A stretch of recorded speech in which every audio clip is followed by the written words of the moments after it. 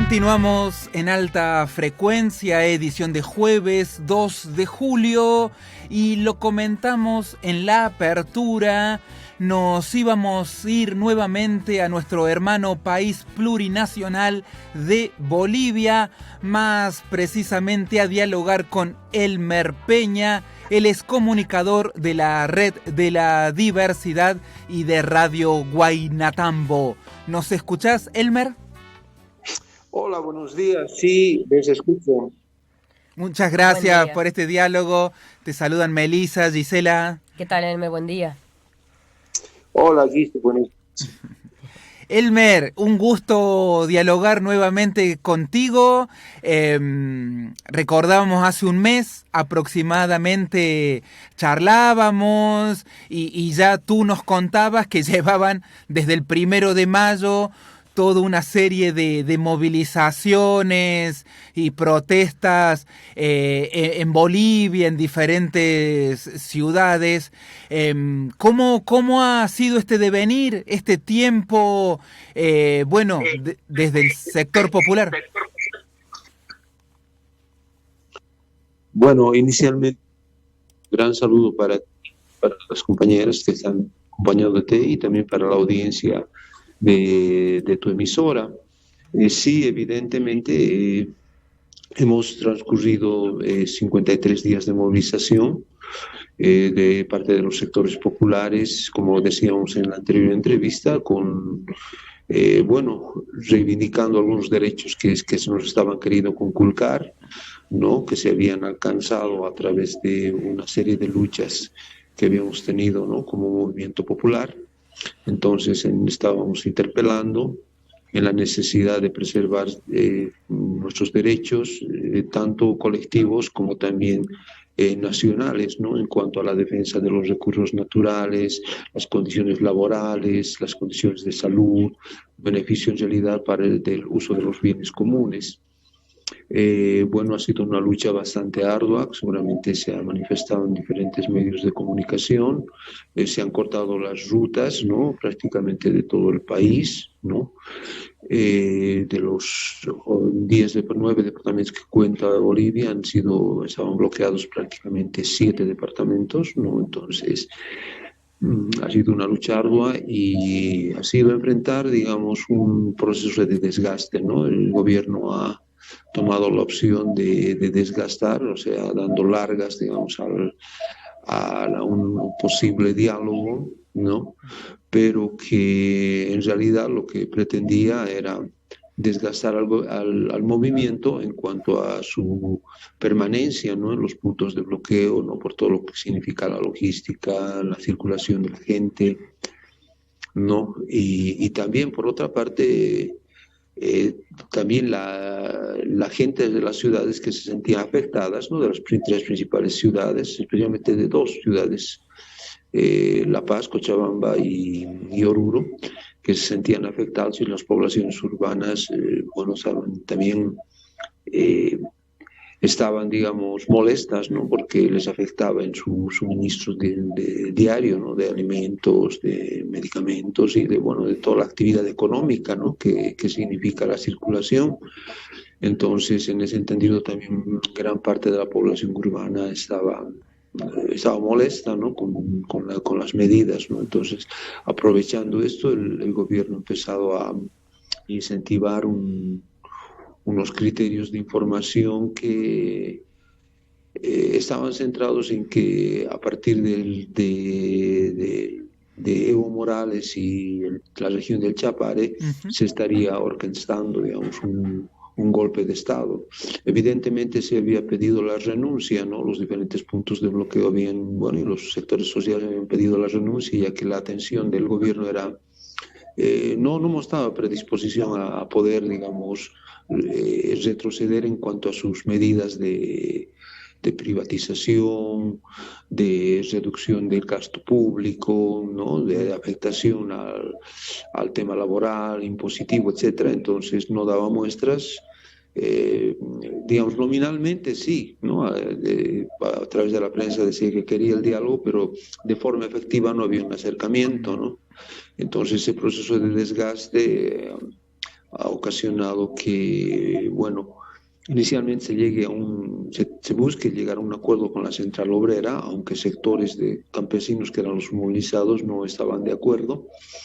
Y en ese entendido, viendo de que no el acuerdo que había alcanzado con la central obrera, pero que los puntos de bloqueo, especialmente a partir de los campesinos, no estaban de acuerdo, entonces ha dictado una norma, una ley de estado de excepción, ¿no? O sea, donde se restringía las movilizaciones, ¿no? Entonces, después de 53 días ha instaurado esa norma, ¿no?, de estado de excepción. Bien. Y eso como un resumen de lo que ha ido sí, pasando. sí, excelente, excelente, Elmer. Algunas consultas en base al resumen. El estado de excepción hizo mermar las movilizaciones, por un lado, esa pregunta puntual. ¿Cómo fue el tema del abastecimiento a las ciudades y también el saldo de la represión del gobierno de paz con víctimas fatales o heridos también? Si nos podés actualizar esos datos. Bueno, inicialmente, previo al estado de excepción, el gobierno, bueno, a través de las fuerzas del orden, la policía, intentó, digamos, aperturar algunos caminos y en ese entendido, con el proceso de gasificación y medidas de disuasión, eh, ha generado una serie de personas heridas, también algunos fallecidos, ¿no? Pero, digamos, no se ha llegado a establecer alguna medida, digamos, que puede establecer la claridad de esos, ¿no? Entonces han habido más de 20 personas, bueno, según los medios, de heridos, ¿no? Y 3 personas, digamos, fallecidas. De parte en los puntos de bloqueo, pero sin embargo las personas que estaban bloqueadas, los camioneros, los transportistas, también ha habido también personas que han fallecido, ¿no? Entonces estimaban con 10 a 15 personas que hubieran fallecido por efecto de los bloqueos, ¿no? Pero sin embargo lo que ha sido más fuerte ha sido la detención, ¿no? O sea, inicialmente, digamos, antes del estado de excepción, se intentó detener a diferentes, especialmente a los dirigentes de las principales organizaciones, ¿no? Se les había dictado una sentencia de aprehensión, ¿no? O sea, se les había una orden de aprehensión a los principales dirigentes, tanto, digamos, a los dirigentes de primera plana, también como digamos, de dirigentes intermedios, ¿no? Pero no se podía hacer efectivo, ¿no? Luego del estado de excepción, cuando se dictó, bueno, procedieron, ¿no? Entonces, en ese momento hubo un análisis de parte de las organizaciones y optaron por, digamos, replegarse, ¿no? Especialmente en todas los puntos de bloqueo generados por el movimiento campesino, ¿no? Entonces han optado las diferentes formas organizativas que tenemos, ¿no? Han optado por replegarse para evitar una confrontación directa, ¿no?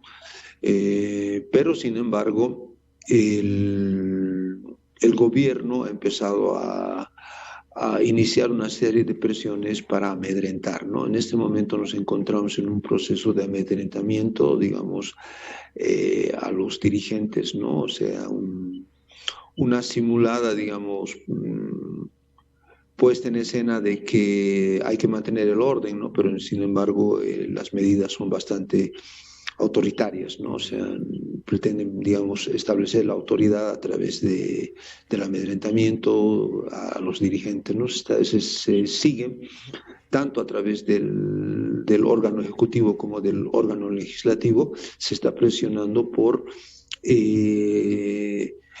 iniciar procesos a todos los dirigentes que hubieran estado implicados, digamos, en la organización de los bloqueos, ¿no? Estamos en esa fase en este momento. A mediados del mes de junio se conoció que desde el aeropuerto del Alto deportaron a comunicadores y a referentes de derechos humanos que iban desde aquí, desde Córdoba y desde otras ciudades de la Argentina, creo que también desde otros países, bueno, para ser veedores que no hubiera violación de los derechos humanos. Estas personas, bueno, se les permitió el ingreso al país. En ese sentido te quería preguntar, bueno, nos comentás cuál es la postura del Ejecutivo, cuáles son los roles y la actitud del Poder Judicial y de las cámaras legislativas en Bolivia, si tratan de ponerle un parate al accionar de paz. Bueno, y inicialmente lo que menos, digamos, deseaba el gobierno es, digamos, de que comisiones internacionales, o sea, verificaran el estado de represión con que estaba actuando el Ejecutivo para iniciar el proceso, digamos, de desbloqueo de las vías, ¿no? Y toda la movilización que había también en la ciudad de La Paz, ¿no? O sea, porque muchas delegaciones optaron por marchar y sitiar la ciudad de La Paz. Entonces el gobierno, bueno, evidentemente se estaban violando una serie de derechos, ¿no? De derechos humanos, había mucha agresión, había, digamos, una fuerte represión sobre las movilizaciones y bueno, ¿no? Que excedían, digamos, la simple disuasión, ¿no?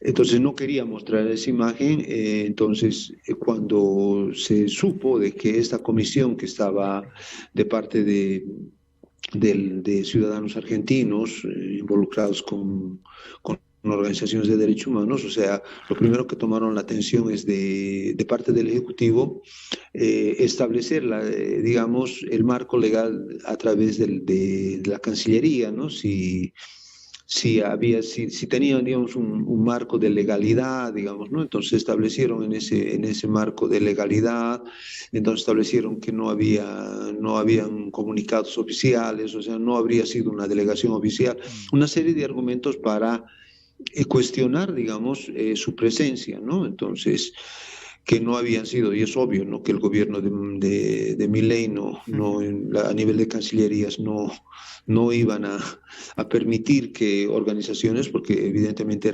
bueno, eran organizaciones, como también entendemos algunos funcionarios, personeros de la Cámara Legislativa de la Argentina que eran de oposición al gobierno de Milei, entonces no iban a permitirlo, ¿no? Entonces, o sea, obviamente que una coordinación entre cancillerías era de que no era una delegación oficial y que no se habían seguido los pasos, ¿no? De parte del Ejecutivo.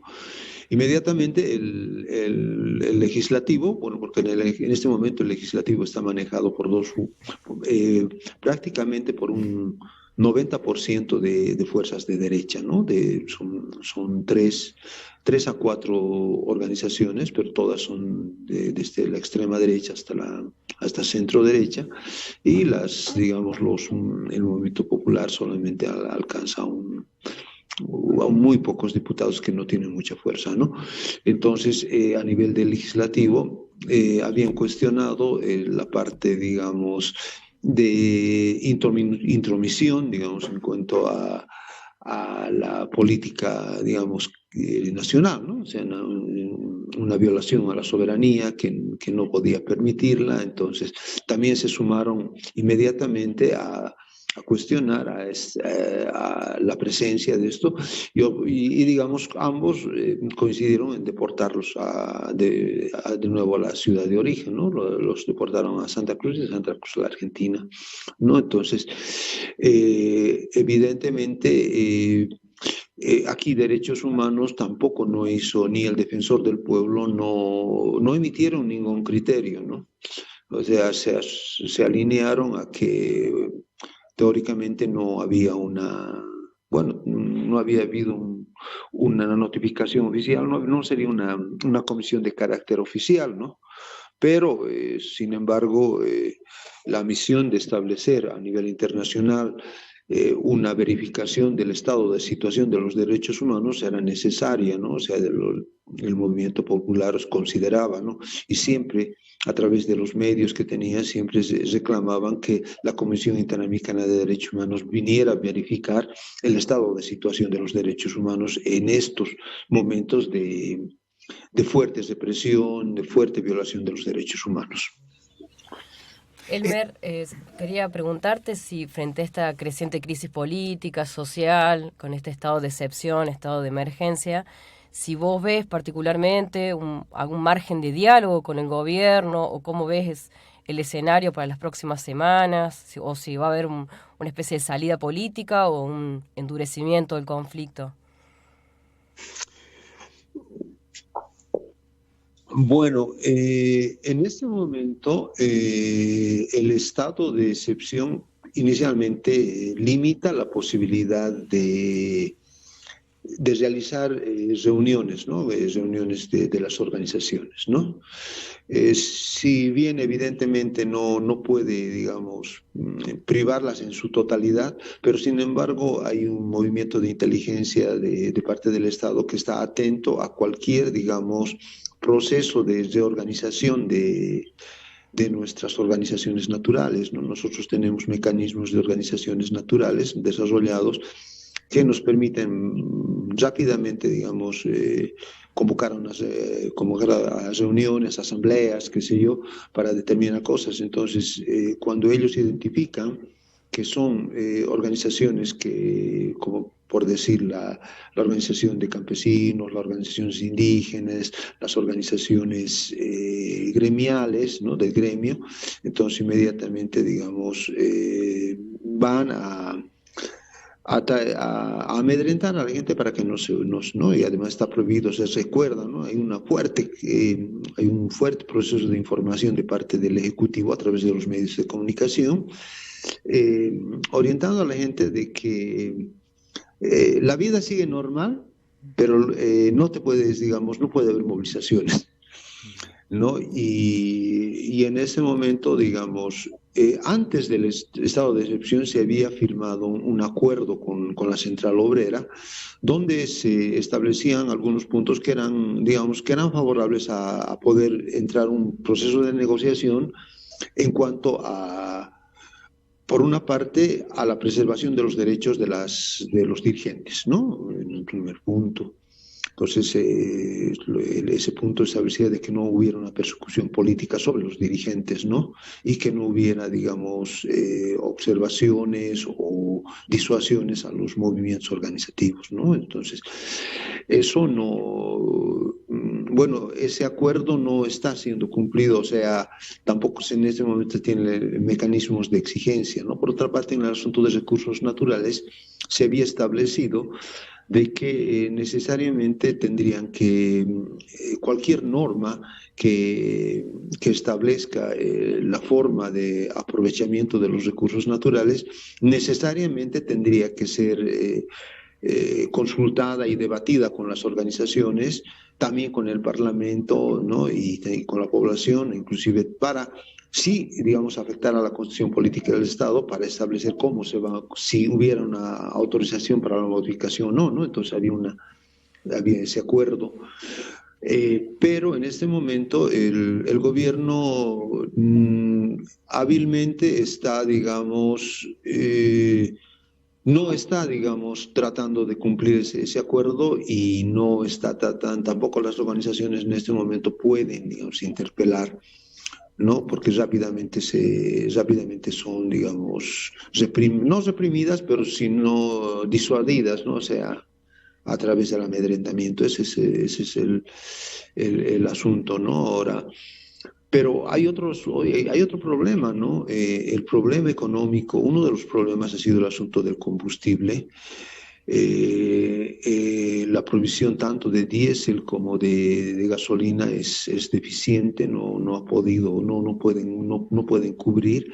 Entonces se está generando un estado, digamos, de descontento y de movilización, ¿no? Indirecta, no así, digamos, a través de vías organizativas, pero sí la gente que empieza a ver molestia. Por otra parte, se ha flexibilizado se ha establecido ya no tenemos un tipo de cambio con referencia al dólar fijo, sino flexible, ¿no? De acuerdo prácticamente a la ley de la oferta y la demanda, pero en este momento se ha cambiado. Prácticamente en los hechos ha habido una devaluación frente al dólar, ¿no? De casi un 30%, ¿no? O sea, antes costaba 6 bolivianos con 90 el dólar, ahora está 9,78 y está con tendencias a subir. Inicialmente, cuando han dictado esta medida, la semana pasada estaba con 9,73 y hoy día ya está con 9,78, ¿no? Porque evidentemente no hay muchas divisas, entonces al no haber mucha oferta, tiende a subir, ¿no? Entonces una devaluación, ¿no? Y eso está generando reclamos en la gente, ¿no? Entonces es posible de que inclusive, digamos, ¿no? Pese al estado de excepción, la gente empieza a movilizarse. Por otra parte, se está abriendo otro frente para el gobierno en cuanto al Poder Judicial, ¿no? Entonces, el Poder Judicial quiere ser, digamos, protagonista en cuanto a consulta, entonces está presionando al gobierno por un incremento del presupuesto, puesto que cualquier medida tiene que ser, digamos, visada a través del Tribunal Constitucional, de la Corte Suprema de Justicia. Entonces también está, no en el sentido, digamos, de defender al campo popular, ¿no? De parte del Poder Judicial, sino digamos, más bien aprovechar para incrementar, digamos, su presencia política dentro del Ejecutivo. Bien, bien. Un panorama sombrío, pero con muchos signos de interrogación y también con alguna esperanza que siempre la organización campesina, obrera, indígena y comunitaria ha sabido desandar. Elmer, por último, agradeciéndote tu tiempo, tu generosidad,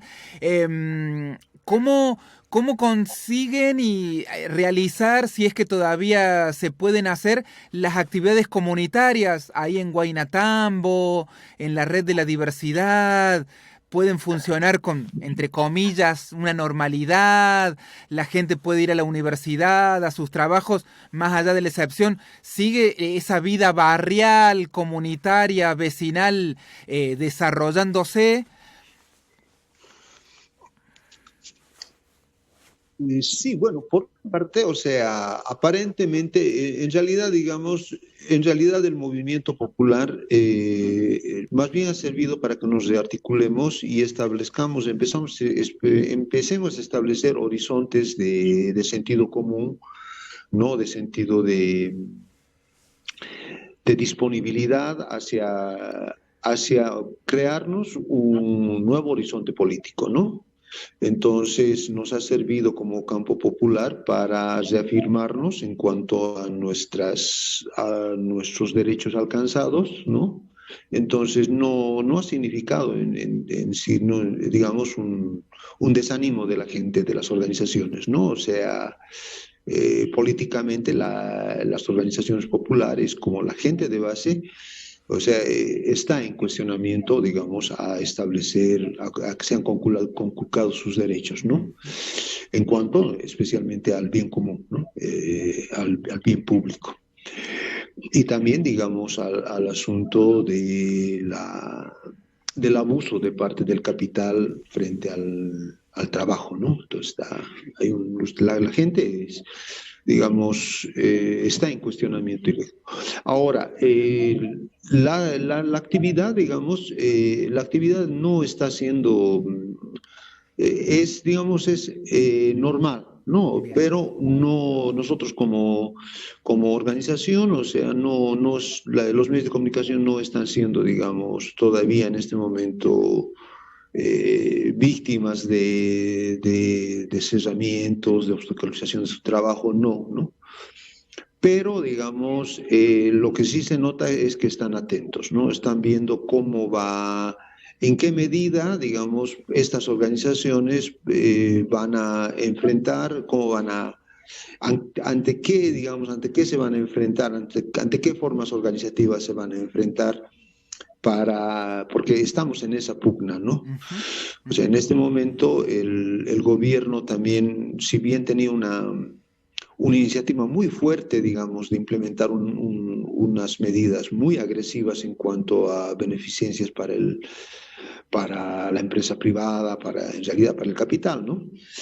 Pero ha tenido que se ha dado cuenta que la gente no va a tener un cuestionamiento y además en el movimiento interno también, digamos, en la funcionalidad de la institucionalidad estatal, bueno, ha visto de que tiene que digamos, meditar más las medidas y ver cómo vamos a establecer, ¿no? Tiene que llegar a un acuerdo nacional, o sea, necesariamente tiene que haber un acuerdo con las organizaciones porque es potencialmente, digamos, o sea, se ve que vuelta a venir a las movilizaciones, pese al estado de excepción, ¿no? Entonces, la están pensando. Bien, bien. Ahí nos quedamos con ese último concepto y te agradecemos nuevamente esta conversa de radio. Elmer Peña, comunicador, Red de la Diversidad y de Radio Guaynatambo. Buenos días y siempre gracias por tu diálogo, compañero. Igualmente a ustedes por la preocupación, por el hermanamiento siempre que hay entre organizaciones de base, de ver, ¿no?, qué es lo que pasa en la patria grande e intercambiar y además reafirmarnos en nuestras luchas, ¿no?, por conseguir, digamos, un vivir bien para toda la gente, para que una adecuada redistribución de todos los recursos y los bienes públicos beneficien al desarrollo de toda la humanidad, ¿no?, de toda la gente que vivimos. Un saludo para toda tu audiencia y muchas gracias por la entrevista. Nos vemos en otra ocasión. Chao, chao. Gracias. Buenos días, Saludos. buenos días. Hasta un próximo encuentro y diálogo. Me quedaba con eso de la patria grande en estos momentos donde, viste, Keiko Fujimori finalmente ganó en Perú. Bueno, también el balotaje en Colombia de las Espriella. Bueno, se vienen las elecciones en Brasil. Un panorama sombrío, si se quiere, y sobre todo esto, ¿no?, el autoritarismo Sí. que marcaba Elmer, prohibida las movilizaciones, las reuniones, nos imaginamos, ¿no?, esos Sí. contextos. Muy parecido también lo que se ha vivido mucho en la Argentina, ¿no? Como esa normalidad, como para decir, bueno, sigamos circulando con normalidad y tapemos todos los conflictos que la sociedad está reclamando, justamente. 53 días de bloqueo tuvieron las organizaciones obreras. Bueno, fuerte represión del gobierno de Rodrigo Paz, así que hay un barajar y dar de nuevo desde la central obrera de Bolivia, y con ese chivo expiatorio que lo decía Elmer Peña, de toda la responsabilidad a Evo Morales y al Chapare, como usando esa excusa, pero bueno, era más complejo y más profundo. Había reclamos de todo el país de Bolivia y lejos de culpar a una sola persona. Así es, Marquín. Bueno, muy interesante el compañero y también muy agradecidos nosotros, ¿no?, de escuchar su voz de manera directa con el conflicto, y bueno, esperamos ponernos en comunicación pronto con novedades un poco más, por lo menos favorables para el pueblo boliviano. Y si quieren asomarse a la programación radio comunitaria Guaynatambo del Alto La Paz, Bolivia, bueno, ahí pueden chusmear un poco. También es centro cultural, organización de base, y trabajan en red con diferentes organizaciones de la República Plurinacional de Bolivia. 10 de la mañana, 45 minutos. En la República de San Vicente. Exacto. En la República Democrática de San Vicente. Y como estamos en la patria grande, como lo dijo Elmer Peña, esta canción es de México, pero la canta una artista peruana. A ver, ¿quién será? Susana Vaca venga. hace de Natalia Lafourcade Hasta la Raíz. Me encanta.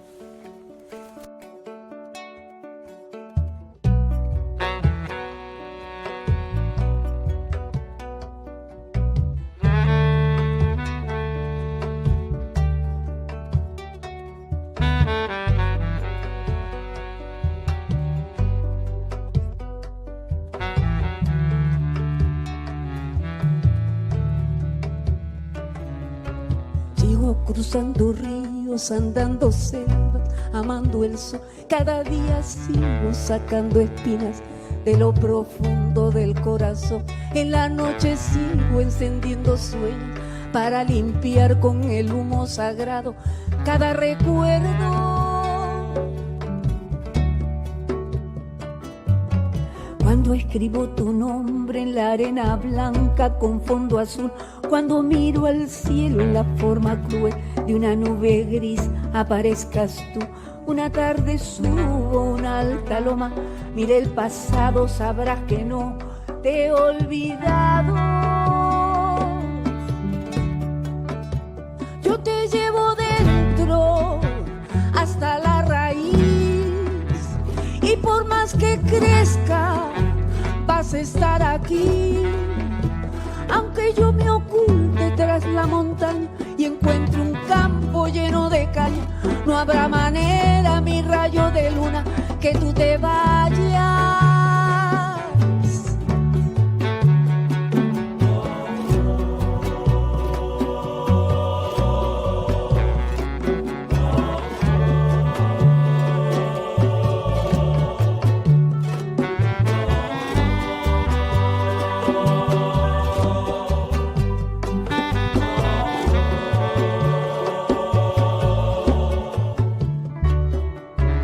Pienso que cada instante sobrevivido al caminar, cada segundo de incertidumbre, cada momento de no saber, son la clave exacta de este tejido que ando cargando bajo la piel.